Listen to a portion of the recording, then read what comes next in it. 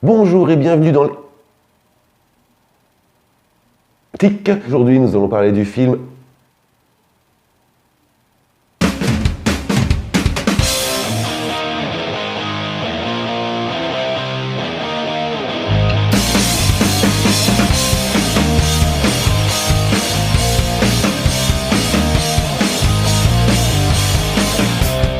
Bonjour et bienvenue dans les Critiques Christiques. Aujourd'hui, on va parler du dernier film de Jean-Pierre Jeunet, Big Bug. Enfin, un film français. Mais ne vous réjouissez pas trop vite, j'ai pas encore fait la critique.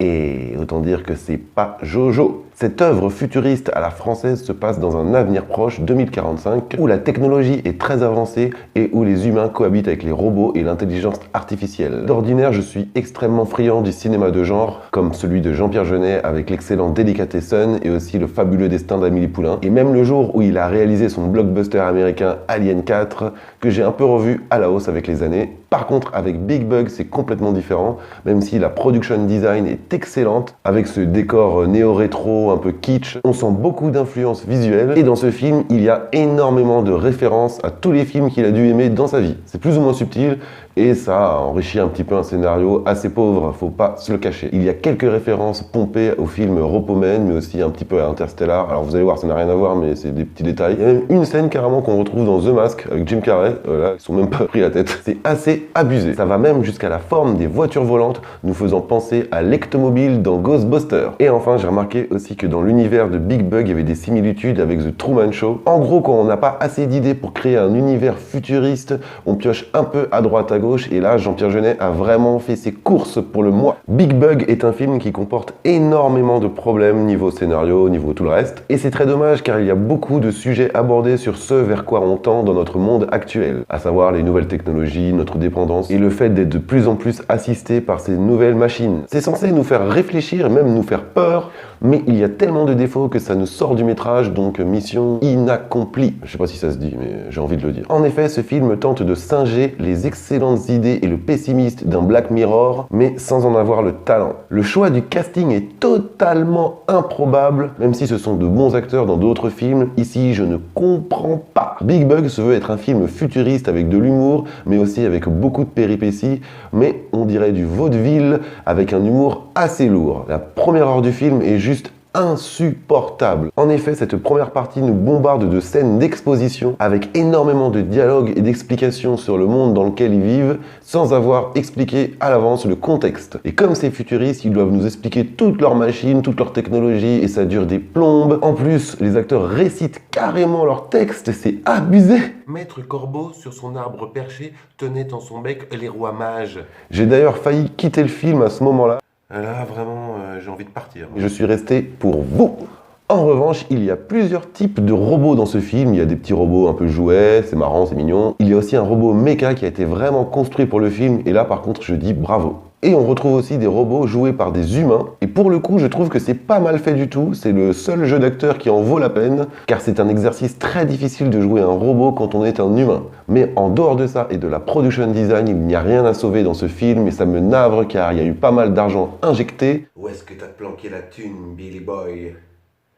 Je vais te cuisiner jusqu'à temps que tu me le dises. En vrai, il a pas eu le temps de me répondre. Compliqué.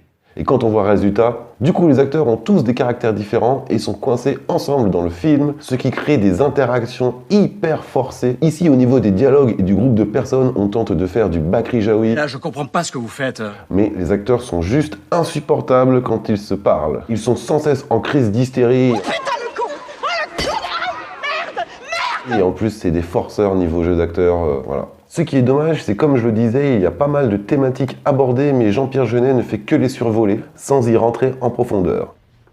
That's what she said.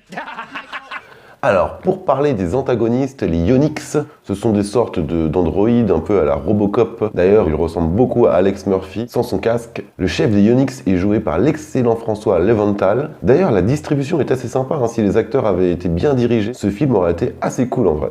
On retrouve quand même Stéphane de Groot, Isabelle Nanty et Elsa Zilberstein. Et dans ce film, il y a un super caméo, par contre, ça m'a bien fait plaisir, vous allez voir. Et Youssouf Hadji.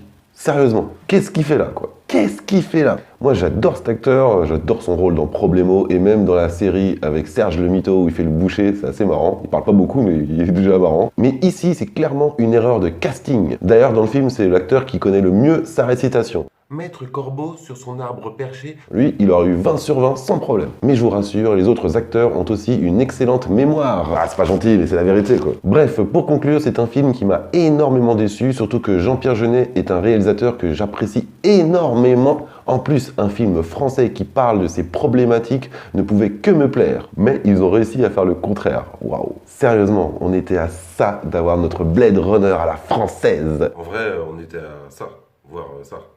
Plus comme ça, ouais. Bon là je vais trop loin mais quand même. Ah, en plus j'avais tellement hâte de faire cette vidéo sur le dernier film de Jean-Pierre Jeunet et ma déception est presque palpable. Hop, hop, voilà, elle est partie, mais elle était palpable, je vous promets. Bref, j'arrête là parce que je vais être trop méchant. C'est pas le but de ma vidéo mais trop déçu quoi. Franchement, je vous déconseille fortement ce film et c'est dommage parce que j'avais vraiment envie qu'il soit bien. En tout cas, c'est tout pour moi. J'espère que vous avez apprécié cette vidéo. N'hésitez pas à laisser un commentaire, un pouce bleu, à partager. Si vous n'êtes pas abonné, faites-le. Vous pouvez me laisser un don Tipeee à partir d'1 € via le lien sous la vidéo. Activez la cloche aussi si ce n'est pas encore fait. Et enfin, vous pouvez me suivre sur Twitter et Instagram pour plus de news. Et moi, je vous dis à très bientôt pour de nouvelles critiques christiques.